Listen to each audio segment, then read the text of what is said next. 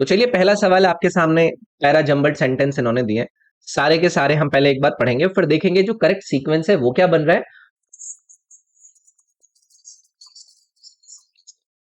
Allot, I have missed since my retirement at the work place.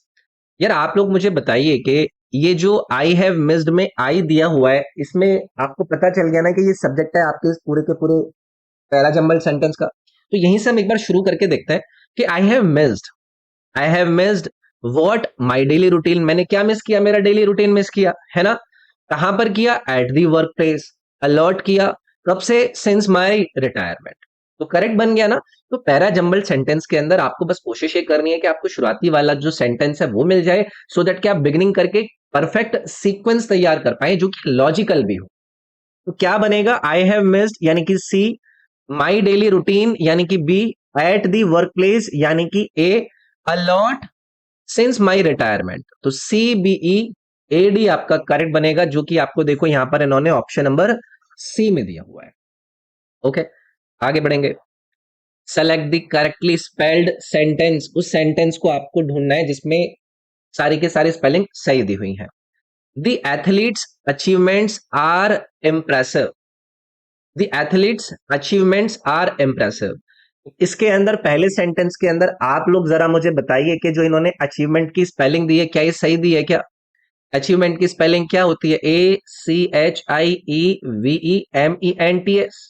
यही तो होती है ना करेक्ट स्पेलिंग। तो पहले में अचीवमेंट की स्पेलिंग गलत है, इसको एलिमिनेट कर देंगे। दी एथलीट्स अचीवमेंट्स यहां पर सही है, आर इम्प्रेसिव ये ठीक है। दूसरा वाला स्टेटमेंट जो इन्होंने दिया है उसमें कोई भी स्पेलिंग मिस्टेक नहीं है, लेकिन बाकी भी हमें चेक करने हैं, ठीक है। ये एथलीटीज दे दिया इन्होंने, ये गलत हो जाएगा यहां पर, है ना। इसके बाद दी एथलीट्स अचीवमेंट्स आर, देखो यहां पर इन्होंने दो आर लगा दिए। इंप्रेसिव की स्पेलिंग क्या होती है? IMPRESSIVE। तो करेक्ट स्टेटमेंट आपका यहां पर क्या बनेगा? ये सेकंड वाला ऑप्शन बनेगा। ओके, बेसिक सा सवाल था। फिर से पैरा जंबल्ड सेंटेंस आपको दिए हैं। कोशिश क्या करनी है कि पहला पार्ट हमें मिल जाए जिससे हमारा जो इंट्रोडक्शन है सेंटेंस का वो पता चल जाए, ठीक है। और फिर उसका लॉजिकल सीक्वेंस हम ढूंढेंगे। पहला है all the plants and animals of today is written that Brahma is the god of creation and it is he who has made in the book of Hindi mythology. तो देखो यहां पर स्टेटमेंट की शुरुआत तो पहले से ही हो रही है, ए से ही हो रही है ना, कि all the plants and animals of today. यहां से आपका स्टेटमेंट शुरू होना चाहिए। Is written that all the plants and animals of today, it is written that Brahma is the god of creation.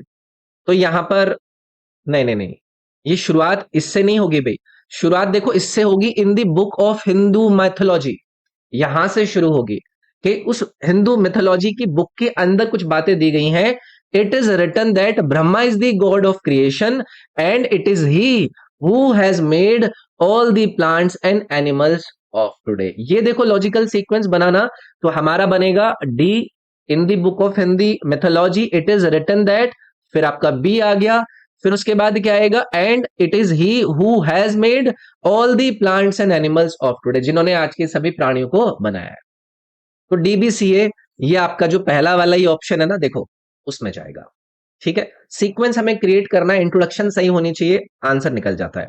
Option के थ्रू भी जा सकता है, बट एक अगर बेसिक अंडरस्टैंडिंग लेके चलेंगे तो ऐसे भी कर लेंगे। द फॉलोइंग सेंटेंस को स्प्लिट किया गया है 4 सेगमेंट में। आपको उस सेगमेंट को बताना है जिसमें एक स्पेलिंग एरर आपको दी गई है। पहला है बिग डेटा हैज इनंडेटेड। इन्होंने ये जो पहला वाला पार्ट है इनंडेटेड, इसका ये वाला जो वर्ड है इनंडेटेड जो इन्होंने लिखने की कोशिश करी है, इसकी करेक्ट स्पेलिंग क्या होती है? इन अन होता है, ठीक है। इनंडेटेड। अब इसका मतलब क्या है ये आप लोगों के लिए इंपॉर्टेंट है।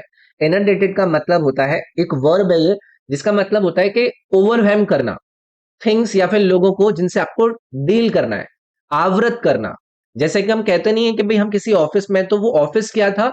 इनंडेटेड था रिक्वेस्ट और इंफॉर्मेशन से, है ना। तो इनंडेटेड की स्पेलिंग इन्होंने गलत दी थी, तो ये पहला वाला ही पार्ट था जिसमें इन्होंने स्पेलिंग एरर आपको दी थी इस इनंडेटेड की। ओके, सेलेक्ट द ऑप्शन जो कि एक्सप्रेस कर रहा है फॉलोइंग सेंटेंस को एक्टिव वॉइस में। एक्टिव वॉइस में जो सब्जेक्ट होता है वो परफॉर्म करता है आपका एक्शन को, है ना। तो अब इसमें मुझे क्या करना है, इसको एक्टिव वॉइस के अंदर लेकर जाना है। तो इसको अगर मुझे एक्टिव वॉइस में लेकर जाना है, तो जो ऑब्जेक्ट है, इसमें ऑब्जेक्ट क्या है, the concert tickets were bot by my friend. तो ऑब्जेक्ट क्या है, कॉन्सर्ट टिकट्स, है कि नहीं? तो ये डायरेक्ट ऑब्जेक्ट बन जाएगा आपका एक्टिव सेंटेंस में। और एक्टिव सेंटेंस के अंदर जो करेक्ट सेंटेंस रहेगा वो क्या रहेगा, ये माई फ्रेंड जो है वो शुरुआत में चला जाएगा। वर बॉट था यहां पर, तो वर बॉट का सिर्फ क्या रह जाएगा, बॉट। तो my friend bought the concert ticket, ये जो डी वाला ऑप्शन है यार, ये आपका करेक्ट जाएगा इसमें। ठीक है, चलिए आगे बढ़ेंगे। वन वर्ड सब्सटीट्यूट बताना है आपके इस अंडरलाइन सेगमेंट का। Undue favour to one's own relative during the hiring process. आप लोग मुझे बताइए कि अगर आप किसी कंपनी के अंदर है और आपके पास ये अथॉरिटी है कि आप किसी को हायर करना चाहते हैं, तो आप अपने किसी रिश्तेदार को लेकर आ जाते हैं, तो इसको हम क्या कहते हैं, इसको नेपोटिज्म कहा जाता है ना भाई। है ना, भाई भतीजावाद।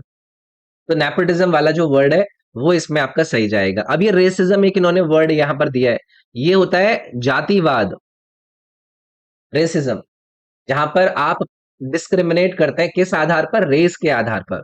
तो ये रेसिज्म हो जाता है। तो आसान था, मुझे लगता है कि इसमें कोई दिक्कत नहीं होनी चाहिए। इसी प्रकार से लिबरलिज्म क्या होता है, ये होता है उदारवाद।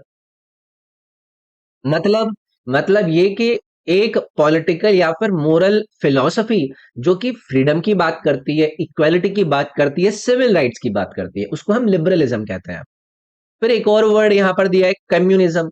कम्युनिज्म किसको रेफर करता है, ये भी एक पॉलिटिकल थ्योरी है जिसमें जो क्लासलेस सोसाइटी होती है या फिर कोई कॉमन ओनरशिप होती है प्रोडक्शन मींस की, उसको लेकर ये एडवोकेशन करता है, एडवोकेट करता है।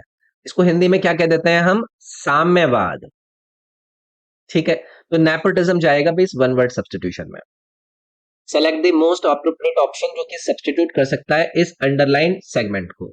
She was foolish enough to think that she be completely safe now. वो मूर्ख थी कि उसको ये लग रहा था कि वो अभी कंप्लीटली सेफ है। आप लोग मुझे बताइए कि प्राइमरी इश्यू सेंटेंस के अंदर जो वर्ब इन्होंने यूज करी है उससे रिलेटेड नहीं है, तो यहां पर क्या बनेगा, थिंक दैट। नाउ यहां पर आ रहा है तो हम क्या यूज करेंगे, think that she what is completely safe. तो शी इज कंप्लीटली सेफ होता है, ये बी लगाने की यहां पर जरूरत नहीं थी। तो ये पहला वाला जो आपका ऑप्शन है ना, ये इसमें सब्स्टिट्यूट होता। एप्रोप्रिएट सिनोनिम बताना है आपको, पर्यायवाची बताना है किसका, अडेप्ट का। अडेप्ट का मतलब होता है किसी चीज को अपने अनुकूलित करना, है ना, मतलब किसी चीज को आपने अपने सुटेबल बना दिया है, अपने यूज के लिए मॉडिफाई कर लिया है आपने, है कि नहीं। तो यहां पर अप्लाई का मतलब क्या होता है, अप्लाई का मतलब होता है जब आप किसी चीज को लागू करते हैं। एडप्ट से उसका लेना देना कुछ नहीं है। एडजस्ट वर्ड अच्छा है। एडजस्ट का मतलब क्या होता है कि जब आप किसी चीज को क्या करते हैं, आप अपनी हिसाब से उसको स्लाइटली ऑल्टर करते हैं, बदलते हैं कि आप फिट हो जाओ उसमें। अडॉप्ट और एडजस्ट एक साथ एक जैसी बातें नहीं कर रहे हैं। तो ये अंडरस्टैंड का मतलब क्या होता है, किसी चीज को समझना। कंट्रोल का मतलब क्या होता है, किसी चीज को नियंत्रित करना। तो एडजस्ट और अडेप्ट जो यहां पर आपको दिए गए थे, ये एक दूसरे के पर्यायवाची बनते हैं। Three segment, one of them में कंटेन एरर, उसको आपको बताना है, और अगर नहीं एरर तो नो एरर लगाना है। स्टेटमेंट है, mister Ali's shop is further to the hospital. Further दिया है इन्होंने। अब आप मुझे बताइए, इज फर्दर टू, क्या ये सेंटेंस के अंदर सही यूज हुआ है? हाँ, तो यहां पर आप ये बोल सकते थे ना कि Ali shop further to the hospital. ये क्या यूज कर रहा है, आपको एक ज्यादा डिस्टेंस को इंडिकेट कर रहा है ना, एक स्पेसिफिक पॉइंट से। तो हम यहां पर क्या यूज करते, फर्दर फ्रॉम या फर्दर टू, फर्दर फ्रॉम या फर्दर टू। तो यहां पर फर्दर फ्रॉम आएगा, क्योंकि हम हॉस्पिटल से फर्दर बोल रहे हैं, आगे बोल रहे हैं, ग्रेटर डिस्टेंस पे बोल रहे हैं। तो टू की जगह पर आपका क्या आता, फ्रॉम आता, इसलिए सी वाला ऑप्शन जाएगा इसमें। मोस्ट एप्रोप्रिएट मीनिंग बताना है अंडरलाइन ईडीएम का। हैंड पैक्ड हस्बैंड्स, बहुत इंपॉर्टेंट ईडीएम है ये, आजकल आपका यूज किया जाता है। तो हैंड पैक्ड हस्बैंड उस आदमी के लिए यूज किया जाता है जो कि कॉन्स्टेंटली नैग करता है या फिर डोमिनेट करा जाता है उसकी वाइफ के द्वारा। मतलब एक ऐसा पति जिसको उसकी पत्नी बहुत ज्यादा सता रही हो, उसको कहते हैं हैंड पैक्ड हस्बैंड। तो यहां पर आपका ये जो पहला वाला ऑप्शन है, ऑप्रेस्ड हस्बैंड, सताया हुआ दबाया हुआ पति, ये इसमें करेक्ट जाएगा।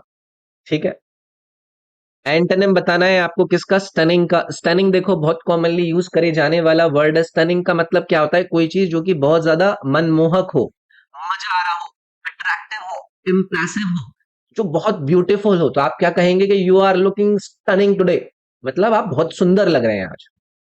अब आप इसमें एंटोनिम ढूंढ रहे हैं। सुपरफ्लुअस का मतलब क्या होता है, सुपरफ्लुअस का मतलब हो जाता है कोई चीज जो कि अननेसेसरी हो, है ना, मतलब जरूरत से ज्यादा हो जाए, कोई चीज मोर देन इनफ यूज कर ली जाए, तो मतलब आपने वो सुपरफ्लस यूज कर दिया, बिना बात के एक्स्ट्रा चीज अननेसेसरी यूज कर ली। स्मैशिंग का मतलब क्या होता है, शानदार, कोई चीज एक्सीलेंट है, कोई चीज वंडरफुल है, उसको हम क्या कहेंगे, स्मैशिंग कहेंगे। टॉक्सिक, टॉक्सिक मतलब जो कि पॉइजनस है ना, जिसकी वजह से डेथ हो सकती है या किसी का बहुत ज्यादा नुकसान हो सकता है। उसके बाद एक वर्ड दिया है मुंडेन, ये बहुत ही कॉमनली यूज होने वाला आपके एग्जाम में वर्ड है मुंडेन। इसका मतलब होता है कोई चीज जो कि किस चीज को रेफर कर रही है, जिसमें एक्साइटमेंट ही नहीं है। तो मैं यहां पर लिख सकता हूं लैकिंग इंटरेस्ट, मजा नहीं आ रहा है। एक तरफ पर स्टनिंग था, मजा आ रहा था, मनमोहक था, और दूसरी तरफ पर मुंडेन है, मजा नहीं आ रहा है, डल है, ऑर्डिनरी है, उतना खास नहीं है। तो ये दोनों एक दूसरे के क्या होंगे, एंटोनिम होंगे। Select the option that can be used as a one word substitute.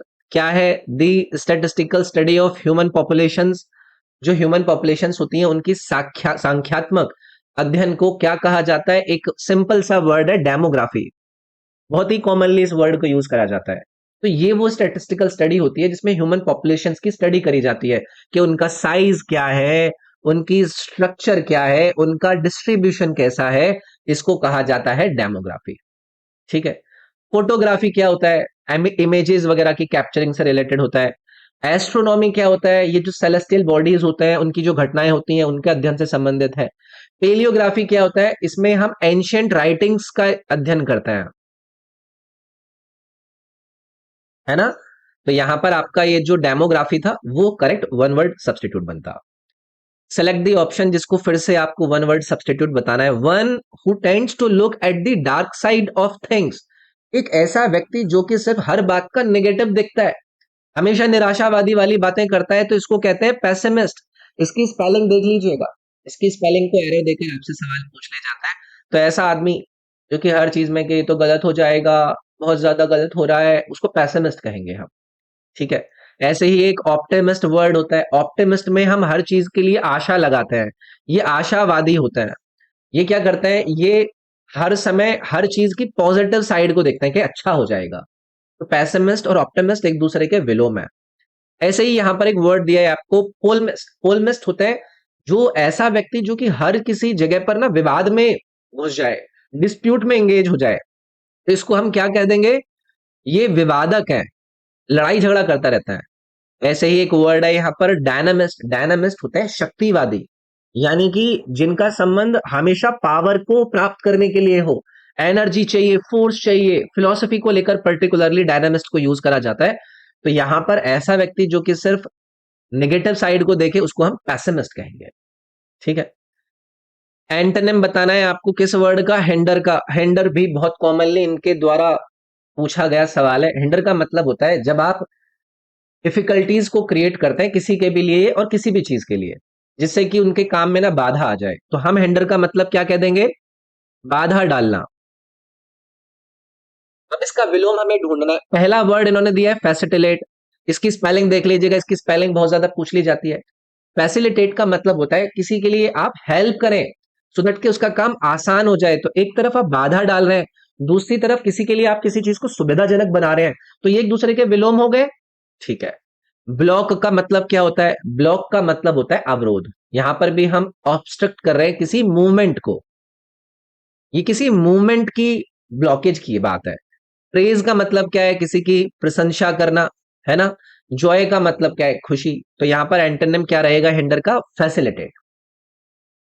आपको बताना है इन चार में से वो वर्ड जो कि सिमिलर है मीनिंग में मॉर्बिड के, तो एक तरीके से सिनोनिम बताना है। मॉर्बिड का मतलब क्या होता है, ये एक अनहेल्दी इंटरेस्ट है, जिसमें हम मतलब कैसी चीजों में जो डिस्टर्बिंग है और अनप्लीजेंट सब्जेक्ट्स के अंदर है, जैसे कि किसी की डेथ हो जाए, है ना, किसी को डिजीज हो जाए, तो ये वैसे अनहेल्दी इंटरेस्ट है, इसको हम क्या बोल सकते हैं, रुग्ण। ठीक है, इसका मुझे सिमिलर ढूंढना है। ये वर्ड दिया है यहां पर इन्होंने आपको, ग्लूमी। ग्लूमी का मतलब क्या होता है, कोई जो उदास है, परेशान है कि नहीं, जिसके अंदर डीपली सैडनेस है, डिप्रेशन है, होप नहीं है उसके पास। तो ये दोनों ही सिमिलर मीनिंग दे रहे हैं भाई। तो मॉर्बिड और ग्लूमी यहां पर आपके सिमिलर रहते। ग्रैंड का मतलब क्या होता है, जो चीज बहुत ज्यादा भव्य होती है। बैट का मतलब शर्त। ब्लिथ एक अच्छा वर्ड इन्होंने दिया है, ब्लिथ का मतलब होता है आनंदित।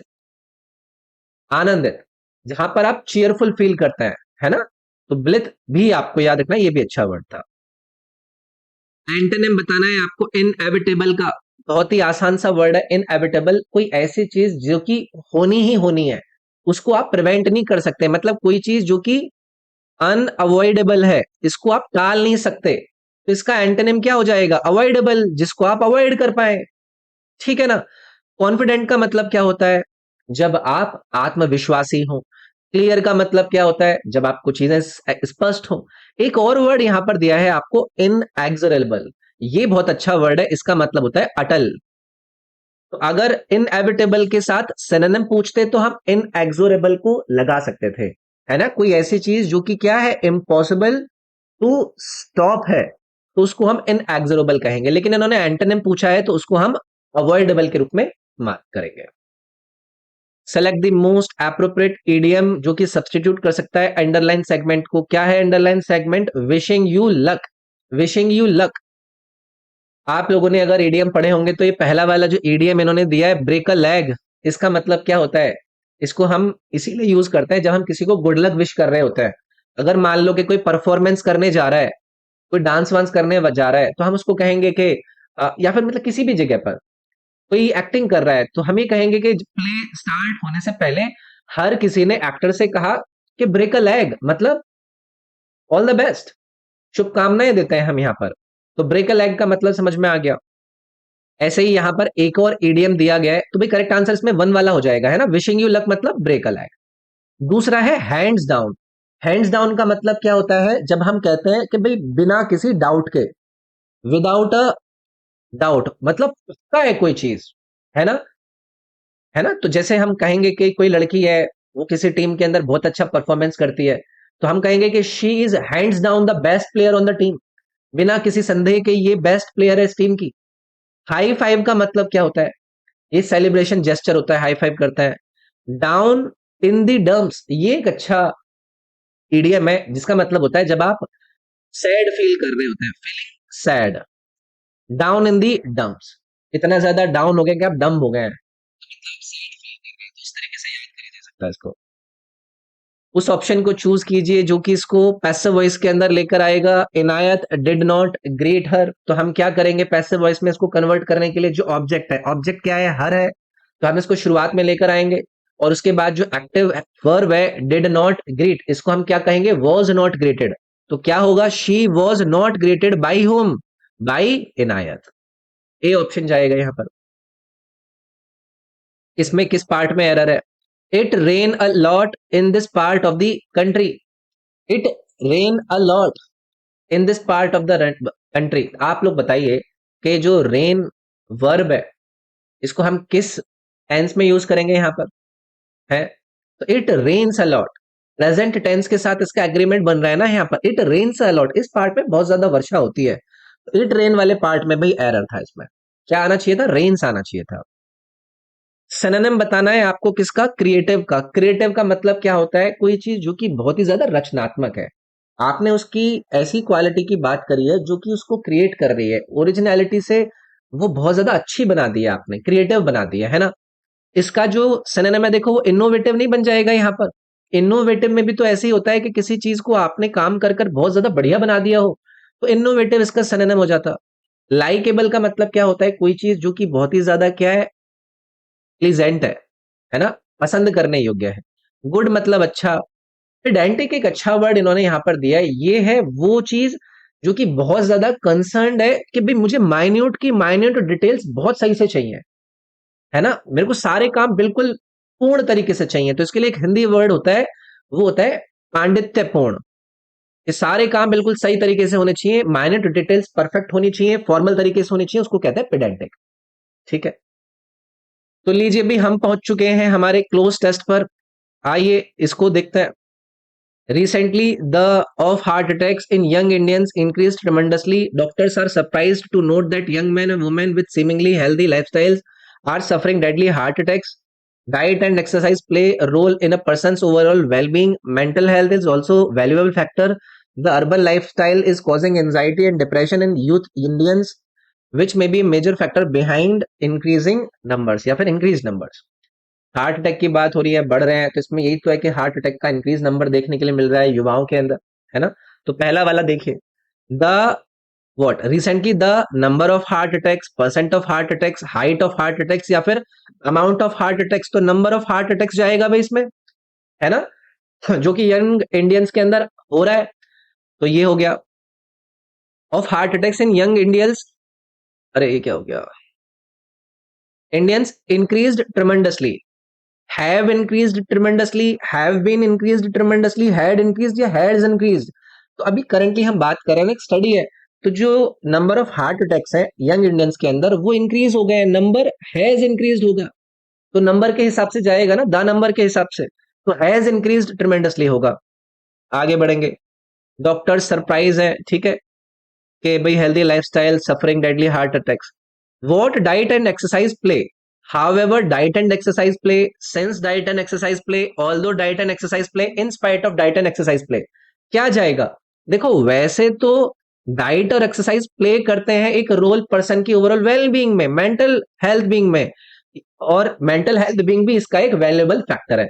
तो ऑल्दो के साथ आ गया एक्सरसाइज, और फिर उसके बाद मेंटल हेल्थ एक और फैक्टर है, उसके लेकर आगे इन्होंने बात कर दी। ऑल्दो जाएगा भाई यहां पर, ठीक है। तो although diet and exercise play what role, historic role, epic role, monumental role या increased role। monumental role आएगा ना, monumental वर्ड का मतलब क्या होता है, कोई चीज जो कि एक्सेप्शनली जरूरी है, सिग्निफिकेंट है। तो ये monumental रोल प्ले कर रहा है पर्सन की ओवरऑल वेल बीइंग में, और मेंटल हेल्थ भी एक वैल्यूएबल फैक्टर है। The what urban lifestyle, the fast paced urban lifestyle, the cosmic urban lifestyle, the rapidly urban lifestyle, the wilderness wild style। तो फास्ट पेस्ड, ये जो बहुत तेजी से लाइफ बढ़ रही है ना, ये आपका जाएगा। लाइफस्टाइल जो कि फास्ट मूविंग है, स्ट्रेसफुल है, उसके बारे में ये बता रहा है यहाँ पर, ठीक है।